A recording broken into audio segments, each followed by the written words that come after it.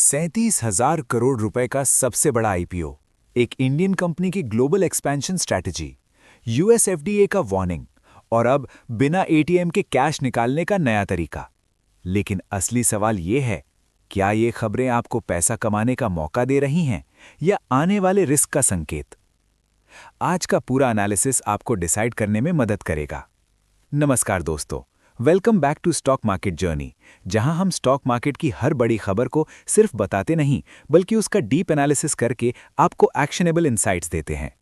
तो वीडियो को एंड तक जरूर देखिए, क्योंकि आज की हर खबर फ्यूचर पोर्टफोलियो डिसीजंस को इंपैक्ट कर सकती है।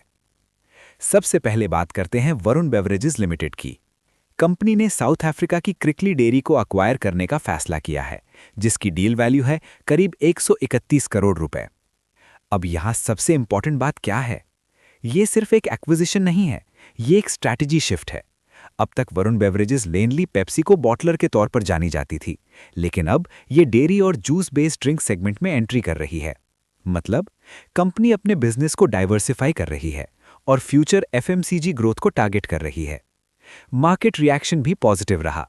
स्टॉक में 1.5% से 3% तक की तेजी देखी गई। आपके हिसाब से क्या ये स्टॉक लॉन्ग टर्म में मल्टीबैगर बन सकता है? कमेंट में बताइए। अब बात करते हैं एक ऐसी इनोवेशन की जो इंडिया के बैंकिंग सिस्टम को बदल सकती है। जियो पेमेंट्स बैंक ने लॉन्च किया है यूपीआई बेस्ड कैश विड्रॉल। मतलब न एटीएम की जरूरत न डेबिट कार्ड की जरूरत।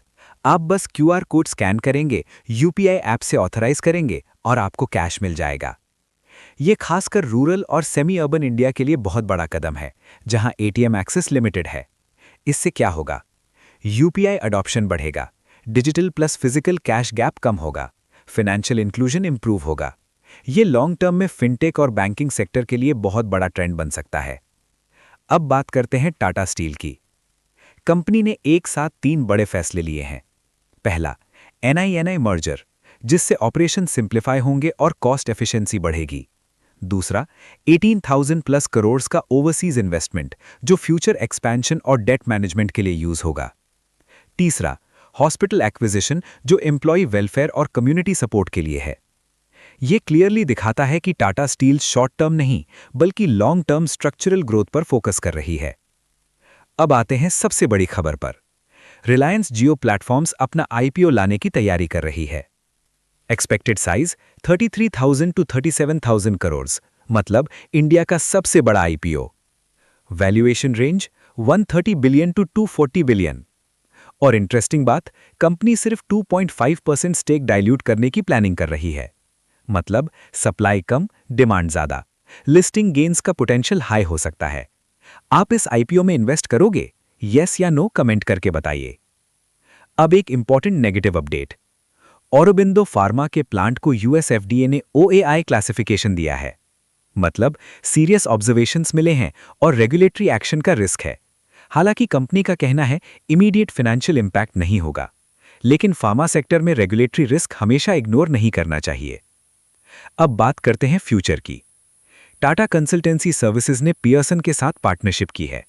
फोकस है artificial intelligence based learning, skill development और future workforce readiness.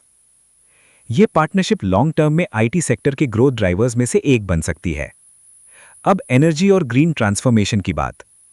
UltraTech cement renewable energy में इन्वेस्ट कर रहा है और एनएसई कोल एक्सचेंज लॉन्च करने की प्लानिंग कर रहा है।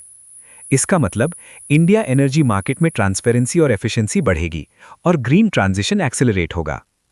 एचसीएल टेक को एडब्ल्यूएस यूरोपियन सोवरेन क्लाउड का पार्टनर बनाया गया है और इसके बाद स्टॉक में 3% की तेजी देखी गई। ये आईटी सेक्टर के लिए स्ट्रॉन्ग ग्लोबल अपॉर्चुनिटी का संकेत है। तो अगर हम पूरी मार्केट को डिकोड करें तो कंपनियां एक्सपेंशन कर रही हैं, इनोवेशन तेजी से बढ़ रहा है, मेगा आईपीओ पाइपलाइन में है, लेकिन रेगुलेटरी रिस्क्स भी मौजूद हैं। यानी मार्केट क्लियरली मिक्स्ड है। स्मार्ट इन्वेस्टर्स के लिए अपॉर्चुनिटीज हैं, लेकिन ब्लाइंडली इन्वेस्ट करना रिस्की हो सकता है। अगर आप चाहते हैं कि आप मार्केट में इन्फॉर्म्ड डिसीजंस लें और ऐसे ही डीप एनालिसिस आपको रोज मिले, तो लाइक करें, कमेंट करें और चैनल को सब्सक्राइब करें, क्योंकि यहां आपको सिर्फ न्यूज नहीं मिलता है, actionable knowledge. This is stock market journey, your journey to financial freedom.